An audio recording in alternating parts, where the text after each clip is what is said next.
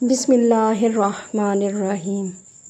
محرم الحرام کی 10 تاریخ یعنی یوم عاشورہ کو تاریخ اسلامی کا وہ دردناک سانحہ پیش آیا جس میں نواسۂ رسول صلی اللہ علیہ وآلہ وسلم حضرت امام حسین علیہ السلام کی شہادت ہوئی۔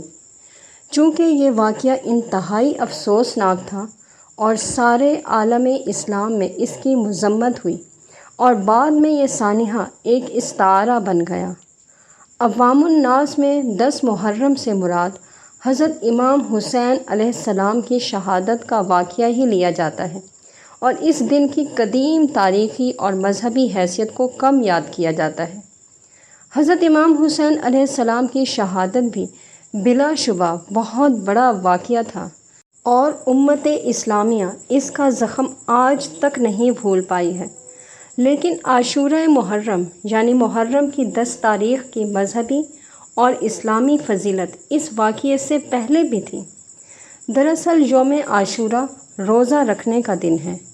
رمضان المبارک کے روزوں کی فرضیت سے قبل عاشورہ کا روزہ ہی رکھا جاتا تھا اور اللہ تعالیٰ کے رسول صلی اللہ علیہ وآلہ وسلم نے ہجرت سے پہلے بھی اور ہجرت کے بعد بھی عاشورہ کا روزہ ہمیشہ رکھا۔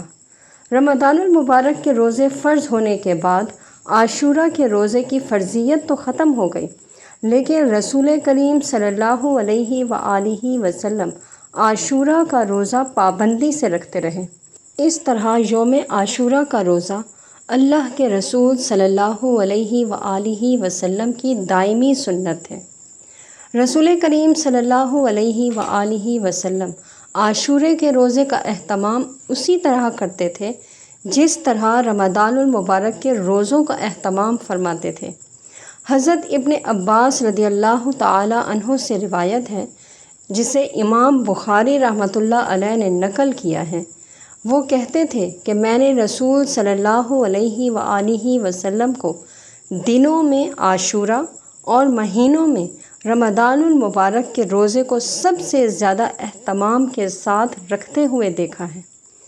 اللہ کے رسول صلی اللہ علیہ وآلہ وسلم کا دائمی طریقہ ہونا اس بات کے لیے کافی ہے کہ مسلمان اس کا اہتمام کریں، یہی اس کی سب سے بڑی فضیلت ہے۔ تاہم احادیث مبارکہ میں اس دن اور اس دن کے روزے کی فضیلت بھی وارد ہوئی ہے۔ مسلم شریف کی ایک اور روایت میں ہے کہ امید ہے کہ یوم عاشورہ کا روزہ 1 سال کے گناہوں کا کفارہ بن جائے، اس لیے اس دن خصوصی اہتمام کے ساتھ روزہ رکھنا چاہیے۔ یوم عاشورہ کی تاریخی فضیلت یہ ہے کہ جب اللہ تعالیٰ نے اپنے فضل و کرم سے حضرت موسیٰ علیہ السلام کو دریائے کلزم پار کروایا اور فرعون کو غرق کر دیا تو حضرت موسیٰ علیہ السلام نے شکرانے کے طور پر عاشورہ کے دن روزہ رکھا تھا، اس لیے یہودی بھی عاشورہ کا روزہ رکھا کرتے تھے۔ جب رسول اکرم صلی اللہ علیہ وآلہ وسلم ہجرت کر کے مدینہ تشریف لائے اور کسی موقع پر آپ صلی اللہ علیہ وآلہ وسلم نے یہودیوں کو عاشورہ کا روزہ رکھتے ہوئے دیکھا تو آپ صلی اللہ علیہ وآلہ وسلم نے ان سے دریافت کیا کہ تم یہ روزہ کیوں رکھتے ہو؟ تو انہوں نے بتایا کہ جب اللہ تعالیٰ نے حضرت موسیٰ علیہ السلام اور بنی اسرائیل کو فرعون کے عذاب سے نجات دلائی تو حضرت موسیٰ علیہ السلام نے شکرانے کے طور پر عاشورہ کا روزہ رکھا، اس لیے ہم بھی آج کا روزہ رکھتے ہیں۔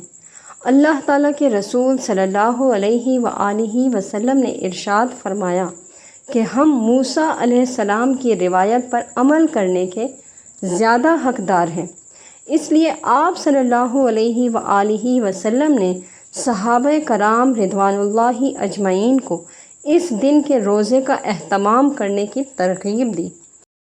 بعض علماء کرام اس کو اس طرح بیان کرتے ہیں جیسے رسول کریم صلی اللہ علیہ وآلہ وسلم نے عاشورے کا روزہ مدینہ میں آنے کے بعد رکھنا شروع کیا ہو، یعنی کہ حضرت موسیٰ علیہ السلام کی اتباع میں یہود کے طرز عمل کو دیکھ کر شروع کیا ہو، لیکن یہ درست نہیں ہے۔ رسول کریم صلی اللہ علیہ وآلہ وسلم اور صحابہ کرام رضوان اللہ اجمعین مکہ میں بھی عاشورے کا روزہ رکھتے تھے، بلکہ قریش یعنی مشرکین مکہ بھی عاشورہ کا روزہ رکھتے تھے۔ جب آپ صلی اللہ علیہ وآلہ وسلم ہجرت کر کے مدینہ تشریف لائے تو آپ صلی اللہ علیہ وآلہ وسلم نے عاشورہ کے روزے کا باضابطہ حکم فرمایا، اور مدینہ میں اور اس کے اطراف میں سارے مسلمان اس روزے کا اہتمام کیا کرتے تھے۔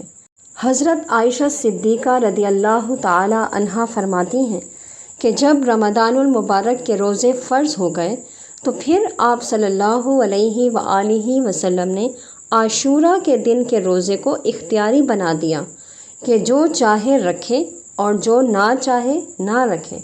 البتہ آپ صلی اللہ علیہ وآلہ وسلم خود اہتمام کے ساتھ رکھتے رہے اور اس دن کے روزے کا خصوصی اہتمام فرماتے رہے۔ عبادات میں جتنی عبادت مشروع ہے یعنی رسول کریم صلی اللہ علیہ وآلہ وسلم سے ثابت ہے، اتنی ہی عبادت کرنا عین اتباع رسول صلی اللہ علیہ وآلہ وسلم ہے۔ اس میں کمی یا زیادتی کرنا نفس کی اتباع ہے۔ اس لیے عاشورہ محرم کا تقاضا یہ ہے کہ جس طرح رسول اکرم صلی اللہ علیہ وآلہ وسلم نے اس دن روزہ رکھا، ہم بھی روزہ رکھیں اور یہ امید کریں کہ اس کے ذریعے ہمارے گناہ معاف ہوں گے، اور اس طرح ہم اس تاریخی روایت سے بھی وابستہ ہو جائیں گے جو حضرت موسیٰ علیہ السلام سے آج تک چلی آ رہی ہے، یعنی اس دن بنی اسرائیل کو فرعون کے مظالم سے نجات ملی۔ گویا یہ دن استعارہ ہے مظلوم کی نصرت کا۔